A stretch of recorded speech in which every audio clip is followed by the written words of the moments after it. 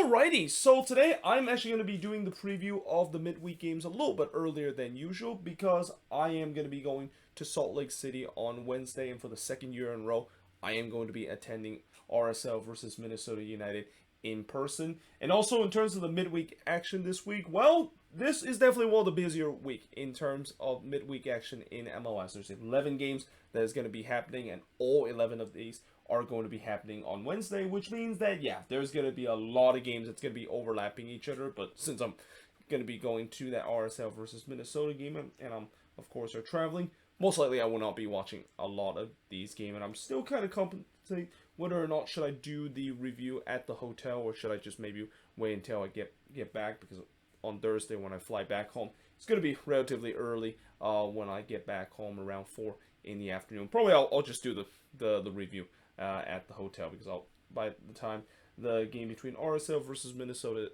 is over, I'll probably start watching some of the highlights of the games that I missed, because that is actually the last game out of the 11-game midweek action that we're going to get. But speaking of which, let us actually talk about the first of the 11 games, which is the Philadelphia Union versus Atlanta United, which will start at 7 p.m. Eastern, 4 p.m. Pacific, but the actual kickoff is 7:08 p.m. local time, as this game is going to be on national television, one of the rare time that a game is on national televised, and it's actually going to be on FS1, which I was kind of surprised, because you know I would have thought that maybe the kickoff time was going to be like 7:25 p.m. local time, because Fox games tends to kick off about 25 minutes 25 minutes after the advertised time it is, but it seems like it's just the usual 8 minutes. And in terms of the all-time meeting between both of these teams, well, it's actually dead even at 4 wins apiece and 3 draws. And coming into this game, as I mentioned, the Union with a 15-9-4 record, the best record in the Eastern Conference, and Atlanta has an 8-9-10 record. Now, the last 5 head-to-head matchup, it was the Union winning 1-0 against Atlanta. Then it was a 2-2 draw between both of these teams. Then Atlanta won 2-0 against Philly.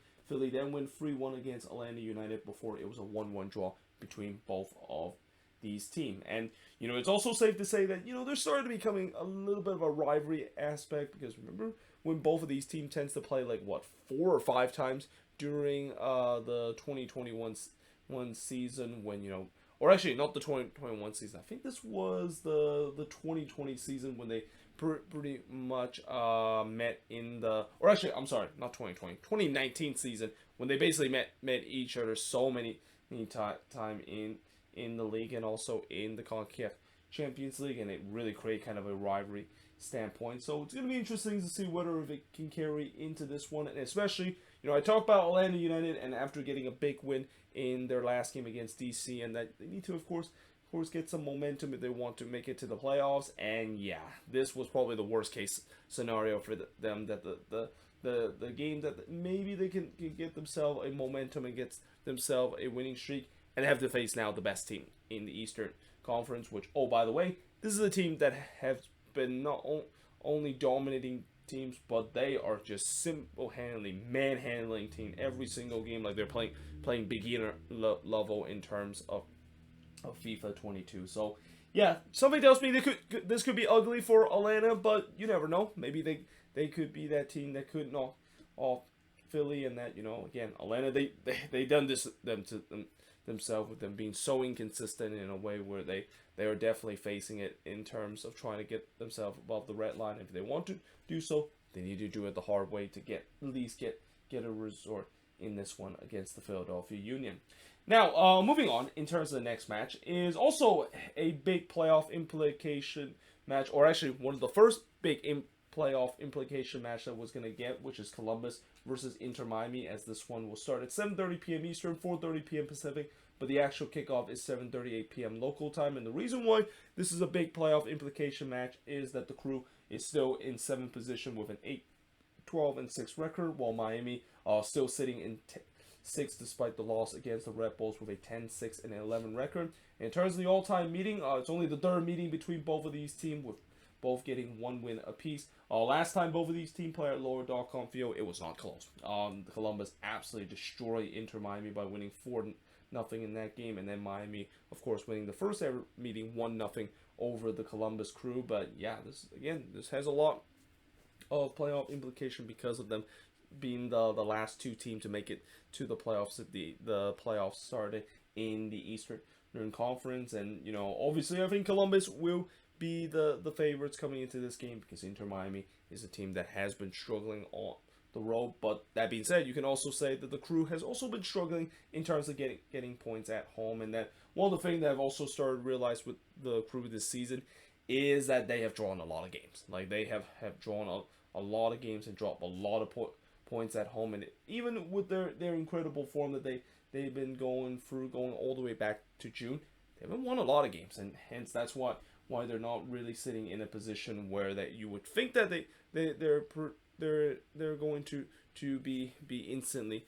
able to get themselves into the playoffs. I mean, don't get me wrong, they do have some games in hand over teams below them, which kind of helps their favorite. But again, those are just games in hand, and you need to, of course, win those games in hand. I believe this will definitely be one of those games in hand against all those teams that is below the red line. But certainly for Inter Miami, again, they need to solve this road form. Like, if they want to make it to the playoffs this season, I mean, I know they still have some fair amount of home games left, but it's just getting to a point where you know, they want to keep themselves in the playoffs and not drop down below the red line, because there's a lot of hungry team chasing them for that spot, especially a lot of them play almost the same amount as what Inter Miami have right now.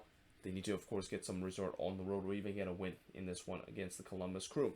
But that being said, moving on, in the next match, we got Montreal versus the New York Red Bulls. So this is second versus fourth in the Eastern Conference. Montreal in second position and trying to keep pace of the Union in terms of that top spot with a 15-4-8 record, while the Red Bulls have a 12-8-8 record, as this game will also start at 7:30 p.m. Eastern, 4:30 p.m. Pacific, but the actual kickoff is 7:38 p.m. local time. And in fact, I'm going to stop mentioning that kickoff time because the next three games also kicks off around that time, and this is once again one of those match week where there's going to be a ton of overlaps. There's going to be at 1.9 games that's going to be taking place at the same time, which again, that also makes me a little bit glad that I'm actually going to be going to Salt Lake City, and that, you know, I of course will try my best in terms of paying attention to these games, but believe me, I probably will not be able to get to watch any of these games. If anything, I'll probably maybe just kind of pick one of these games that happen around this time and then pretty much watch that the whole way. But that being said, coming into this game between Montreal and the Red Bulls, it's also dead even in terms of the all-time meetings. So the first three meetings we talk about in terms of the preview, they're all dead even, which is, I don't know if that's a coincidence or something like that, but you know, in terms of this, Montreal and the Red Bulls both have 12 wins and both have 3 draw. But the last 5 head-to-head matchup, Montreal did have a 2-1 win against the Red Bulls before the Red Bulls won 1-0 against Montreal. Then Montreal won 2-1 against the Red Bulls before the Red Bulls won 4-1 against Montreal, and then Montreal had a 3-0 win against the New York Red Bulls. And safely say that I also think that this is a tough game to predict, because we know the Red Bulls have been a very good road team, and that I have a feeling that they can definitely get themselves a win against a Montreal side that, you know, I think they have gone better lately at home, but this is still a team that at times they do kind of struggle at home. But you know, with the form that they've been in right now, it's hard to bet against Montreal in terms of dropping points against the New York Red Bulls. So yeah, I don't know how this game is going to turn out, but either way, I think this should be an exciting game, and also maybe a preview in terms of a playoff matchup, because again, depending on where these two teams is going to be in the standings, they could be facing against each other in the first round, or even in the, well, actually not the first round, but more like in the second round of the Eastern Conference playoff picture. Now, moving on, in terms of the next match, is the New England Revolution versus the Chicago Fire, and you know, there's going to be a lot of games I'll talk about how it's kind of like the desperation derby, and this is probably one of those games, because both of these teams are sitting below the red line right now. The Revs, you know, after that gut-wrenching loss against the Galaxy, where the record is now at 8-10-9, to get to face against a Chicago Fire team that, yeah, they are basically falling apart at probably the worst time of the season, when clutch time is about to begin, with them having an 8-6-13 record, and I think they have now gone on a 4-game winless streak ever since. I think they got themselves above the red line for the first time this season. This game will start, or actually, I won't mention what time this game starts, because it starts at the same time as the other game I mentioned. But all-time meeting in terms of both of these teams, you know, both of these teams are well, actually, almost original team. The Fire was the first expansion team to come into the league all the way back in 1997. So you would expect that there's going to be a case where both of these teams have met against each other a lot, and that is the case with the Fire with a 34-17 and 32 record over the New England Revolution. And the last 5 head-to-head matchup, it was a 2-2 draw between both of these teams before the Revs did win 3-2 against Chicago. Then it was a 2-2 draw between both of these teams. Then the Revs have a 2-1 win against Chicago, and then it was a 1-1 draw between both of these teams. And by the way, I think I mentioned earlier that the Fire has never got above the red line until recently. I think I might be wrong, because early this season, remember how they were a decent team, and then they basically kind of fall apart a little bit during the month of May. That got them rock bottom in the standings, and then they somehow rejuvenate themselves and look like they were going to make a playoff push, and now it seems like they're back in the standing where they are, which is kind of a very Chicago Fire kind of season, with the way that they always maybe try to give some hope for their fans, and then it's immediately crushed because of this bad run that they've been on. But either way, like I said, both of these teams desperately need a win, and I think whoever needs the win most, you can easily say it's the Chicago Fire, because their playoff of hope is definitely slipping. But judging by these last couple of games, you can definitely see that of course is the case, and I think a lot has to do with them dealing with some injuries. I mean, losing Xherdan Shaqiri is definitely a huge loss for them, but for the Revs, it's time that they need to get some big result, and if they want to make up for what was a very disappointing result against the Galaxy, they need to win this. I mean, in some way, you gotta say this might be a must-win game for them if they want to keep track of the playoff race in the Eastern Conference. But moving on, in terms of the next match, is Orlando versus the Seattle Sounders. So talk about another team that is kind of almost in must-win territory. It's the Seattle Sounders. And this is a very unfamiliar territory that the Sounders have found themselves in this deep into the season. And they're still below the red line. And not to mention them losing the Cascadia Derby. I mean, I know that in that Cascadia Derby, I mentioned the loser of that most likely is not going to make it to the playoffs, but mathematically, that actually isn't true. I mean, in some way, the Sounders are still in it, though it kind of didn't really help with the way that the Galaxy got a big win, and now not only the Galaxy have some points lead over some of those teams below them, but also have games in hand, and that's why, I think Sounders fan, and this might sound weird, but they're going to be rooting for TFC very, very hard in this game that I'll talk about. And the reason why I say it's very weird is because Seattle and Toronto, I don't think both of these fan base gets along each other when they basically meet each other in MLS Cup 3 out of the 4 year during that 2016 to 2019 stretch. Now, going back to this game against Orlando, Orlando have an 11-6-10 record. They're all the way up to 5th place in the Eastern Conference, while Seattle 10-3-14. All-time meeting, the Sounders have a 4-1-0 record over Orlando, and turns the last 5 head-to-head meeting. It was a 2-1 win that Seattle had against Orlando City before the Sounders did win 2-1 against Orlando. Then it was a 1-1 draw between both of these teams before the Sounders won 3-1 against Orlando, and then the Sounders won 4-0 against Orlando City. And it's safe to say that the Sounders have pretty much owned Orlando City so far, and they're hoping that of course continue, because like I said, they need a massive 3 points after such a disappointing Cascadia Derby loss against the Portland Timbers, and that against an Orlando City side that I know, some might say that yes, they've been very lucky lately with them getting back-to-back last-minute goal from Tesha Akindele to get them 6 points. But hey, we're at the time of the period where it really doesn't matter how you win, whether you get a lucky 96-minute goal like we've seen from Orlando City in back-to-back games, or see teams kind of dominate their opposition and get a statement win to get themselves in the playoff picture. When it's clutch time like this, you take any win as possible, and I'm pretty sure Orlando City fans are saying that, consider a couple of weeks ago, this team looked like it was on a complete free fall and looked like a team that might miss the playoffs, and especially with them also still have a really tough schedule for the remaining of the year. They shouldn't be treating this game like it's a free game for them, and that they are hoping to get a win in this game to continue this momentum, and finally, for the first time this season, actually have some consistency that they've been lacking of throughout this whole season.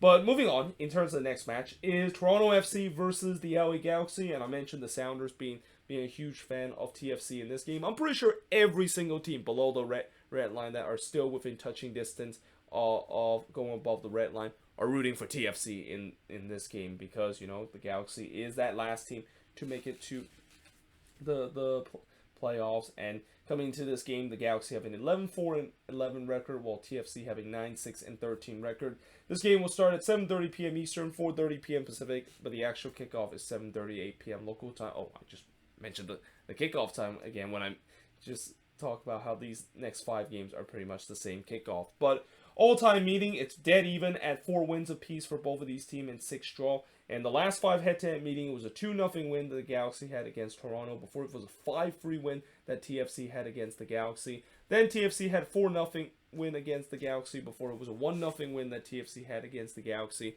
And then the Galaxy had a 4-0 win against Toronto FC. So safe to say that goal scoring is definitely not an issue in these last 5 head-to-head matchup, because if you not include the 1-0 result, there's been multi-goals that has been happened in this one. And I feel like it could be the case again, because both of these teams have very lethal attack, and that don't be surprised this game could end like 3-2 or 4-3. And also, especially with the way that both of these teams does not have very good defense, I won't be surprised we might see some MLS After Dark energy in this one, and in a game where I'm also kind of surprised this is not on national television. I mean, I know in terms of midweek games, they're limited in the amount of national televised game that they can have, but I feel like this one could be on, compared to this one where, if this one does end in a massacre like what we've seen the Union has done in the past couple of games, it is definitely not a good look for MLS in terms of putting a national televised game in a game that they know that one team is probably going to be dominated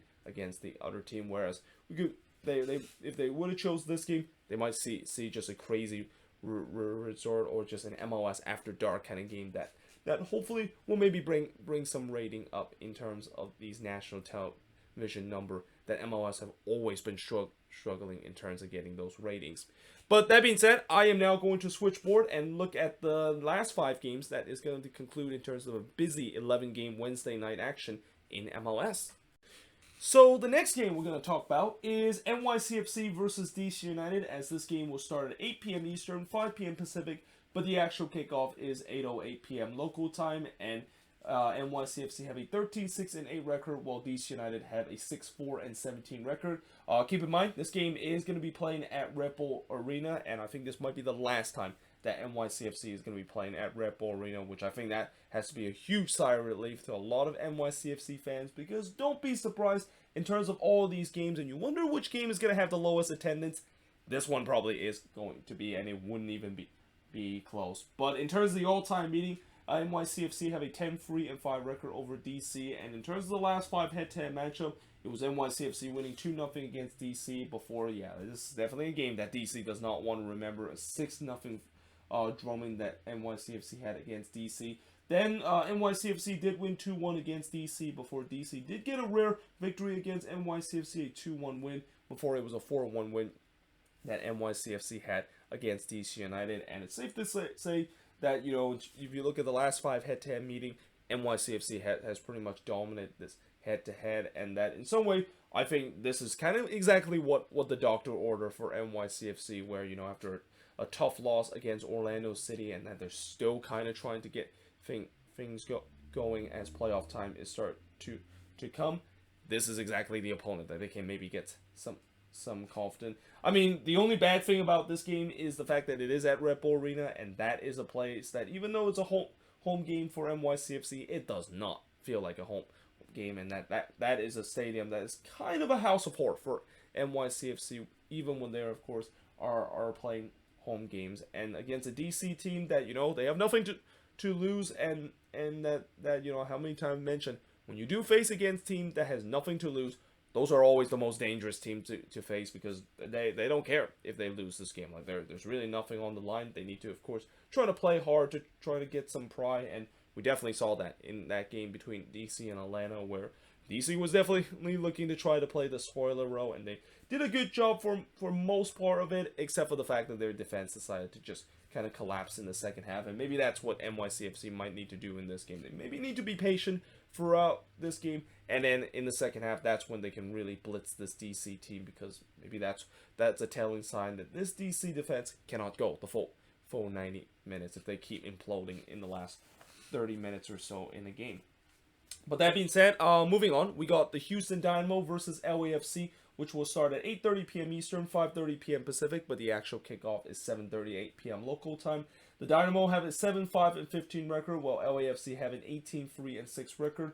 LAFC have a 4-4-1 record over Houston all time. But in terms of the last 5 head-to-head meeting, it was a 1-1 draw between both of these teams before another 1-1 draw between both of these teams. Then LAFC won 2-1 against Houston before it was a 3-3 draw between both of these teams. And then LAFC, of course, winning 3-1 against the Houston Dynamo. And just like what I said about NYCFC getting an easy opponent to try to get their confidence back up, after LAFC took such a beating in that big loss against Austin FC, I'm pretty sure they're happy the fact that they get to play against an easier team. But here's the problem. They haven't been doing well against the Houston Dynamo. And as I mentioned before, the Dynamo pretty much have nothing to play for besides the fact that maybe job security is something that they might be play for now, because that if they do finish dead last once again in the Western Conference, oh boy, there's going to be a lot of anger from the already frustrated fan base in terms of this front office and in this coaching ring, and that I'm pretty sure they're going to be playing hard in this game. And again, for LAFC, they don't want to get into a habit where, yes, they're in kind of a little bit of a mini slump that they're going through, but they need to, of course, trying to pull through, because as playoff time comes, if they do continue this bad mini slump that they had, there could be some serious concern for this LAFC team heading into the playoffs, and that as a team that is pretty much in MLS Cup or bust kind of territory, they cannot afford to head into the playoffs on a cold streak. But now moving on, in terms of the next match, is Nashville Sc versus the Colorado Rapids. So the Rapids have an 8-8-11 record, while Nashville has a 10-9-9 record. This game will start at 8:30 p.m. Eastern, 5:30 p.m. Pacific, but the actual kickoff that I actually didn't wrote it on that, but it's also 7:38 p.m. local time. Now, in terms of the all-time meeting, there's only one prior meeting between both of these teams, which was earlier this season when Nashville was able to win 3-1 against the Colorado Rapids. And overall, this is a meeting, for Colorado, their playoff hope is definitely slipping, and in a way where I think maybe they're going to be joining the likes of the Quakes, Sporting KC, and the Houston Dynamo in CU next season mode. I mean, after that humiliating 6-0 loss against the Philadelphia Union, it is very hard to trying to recover to try to get 3 points to keep in the playoff race. But the good news is they do, of course, get to face against a Nashville team that hasn't done well so far this season at home. The only problem is it feels like Nashville was starting to figure out in these last couple of games. I mean, they outscored their opponents 7-0 in the last 2 games, and that they're looking to trying to continue that momentum and trying to really start to establish Geodis Park as a fortress, which is, again, something that is anything but when you look at their form at home. But we'll see whether that of course will be different, especially they are going to be playing against a team that they've already beaten early this season, are looking to complete the sweep. But now moving on, in terms of the next match, is Austin FC versus the Portland Timbers, which will start at 9 p.m. Eastern, 6 p.m. Pacific, but the actual kickoff is 8:08 p.m. local time. Now, I'm kind of also interested to see, in terms of this match, of which team is going to be the one that will carry the momentum that they had in terms of a big win on Friday night, because we know Austin got a big 4-1 win against LAFC to push their record to 15-6-6, while the Portland Timbers probably had a season-saving win against the Seattle Sounders to push their win to 8-12-8. And even though they do find themselves below the red line once again, we know how important it is to get wins in the Cascadia Derby, not just because for the pride of Cascadia, but also we've seen this before, where whoever wins the Cascadia Derby tends to have a very good run to the end of the season, and this is kind of the thing that we maybe will see for the Timbers again. I mean, this is not an unfamiliar territory for the Timbers. They had gone through this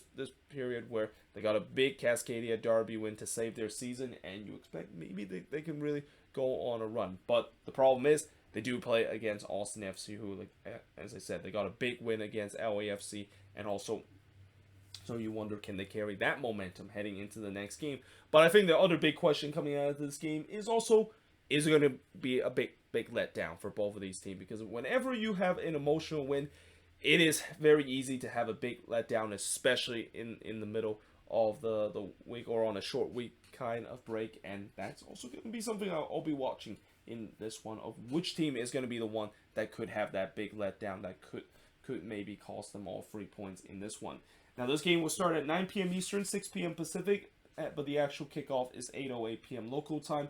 It's dead even at 2 wins apiece for both of these teams. And the last 4 head-to-head meeting, the Timbers did win 1-0 earlier this season against Austin before winning 3-0 against Austin. But before that, this has been a one team that they've been struggling. I mean, they lost 3-1 against Austin and then lost 4-1 against Austin in a game where that was, at that time, the biggest margin of victory that Austin FC has had against any team in MLS. But yeah, this should be a very interesting match, and that, like I said, don't be surprised there's going to be a lot of goals that could be scored in this game, and that it could be crazy, because it feels like every Austin FC game, especially at home, has to have some crazy kind of event because of how open that they like to play a game. And that's also maybe could work against Austin FC in this one, because that's what the Timbers want to do. They want to get in an open game. They like to play on the transition, and knowing the fact that Austin can be exposed themselves on the counterattack,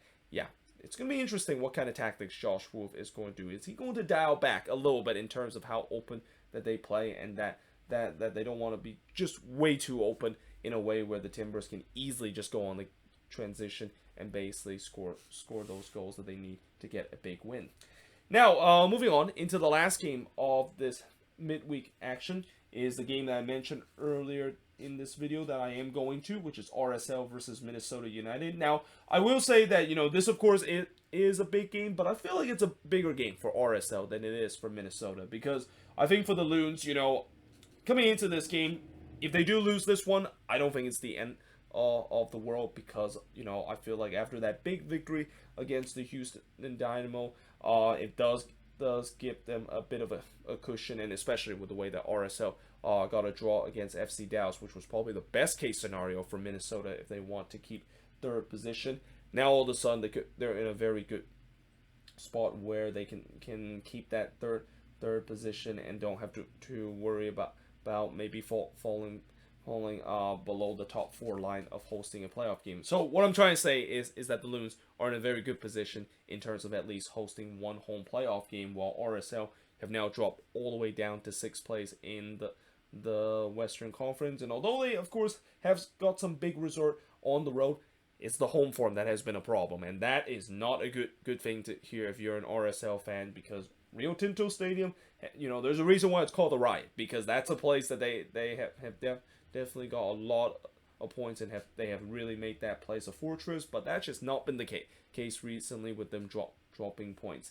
Now, this game will start at 9:30 p.m. Eastern, 6:30 p.m. Pacific, but the actual kickoff is 7:38 p.m. local time. And in terms of the all-time meeting, yeah, this has not been a good head-to-head meeting that RSL has had against Minnesota, as it's a 5-5-2 all-time meeting that RSL has against Minnesota. In fact, RSL have only beaten Minnesota once at Rio Tinto Stadium, and it's quite incredible that of course is the case, because before this season the Loons have not been a great road team, and the fact that they've always been able to get road points at Rio Tinto Stadium, especially last year when I went to that game, of how I thought that was probably the luckiest road points I've ever seen Minnesota has had on the road. Yeah, there could be a chance that this could happen again, though. Like I said, I won't be surprised if the Loons maybe decide to rest some guys. And this is also why, coming into that big game against FC Dallas at home, I feel like for me, if they want to keep that third position, and if Adrian Heath wants to kind of play this one right, he will most likely rest some of his starters in this one. And of course, maybe bring some of his starters fresh heading into that big game against FC Dallas at home. But knowing Adrian Heath, that probably is not going to happen, because Adrian Heath is not a guy that likes to rotate a guy, and I won't be surprised he might be be starting the strongest team in this one too. Now, in the last 5 head-to-head meeting, it was a 3-2 win that RSL had against Minnesota before it was a 1-1 draw between both of these teams. That was the game that I went to last year, which was probably, like I said, one of the luckiest draws that Minnesota has had in their short time in MLS history. But they did lose 2-1 to RSL in what was the first ever defeat that they had against RSL at Allianz Field. Before that, it was a 0-0 draw between both of these teams, and then Minnesota won 4-0 against RSL as part of the last 5 head-to-head meeting. And yeah, like I said, I feel like as much as it is a big game in terms of the position in the standings, I think it's a bigger game for RSL with the way that you just feel like if they want to at least get some home games at Rio Tinto Stadium, they need to get a win in this one against Minnesota. And for the Loons, if they can get a draw out of this game, I will be happy. If they can get a win out of this game, then I'll extremely be happy. But if they do lose this game, and if they do decide to not really put the strongest team, I don't mind too, because again, that you would hope that maybe with them playing at home at Allianz Field against FC Dallas, they could follow up with a huge 3 points. But that being said, Minnesota has been very strong so far on the road this season, and even though I know there's that concern of what are they going to do with that center back role with Dibasi, has pretty much confirmed that he's going to be done for the season, and he's actually going to be out for the first part of next season too. There's that question of, is Brent Coleman going to be able to step in, or is there going to be maybe even a player from the transfer window that they might get, or not the transfer window, but maybe a guy that they sign off free agency that can slot into that spot and really get this team in a way where they at least will have a stable backline heading into the playoffs. Because again, that Dibasi injury is huge for this team, and it's a huge blow of a position where I'm kind of disappointed that this team has not been addressing a lot, considering it is definitely starting to age badly in terms of this back line that the Loons have had for the past couple of years.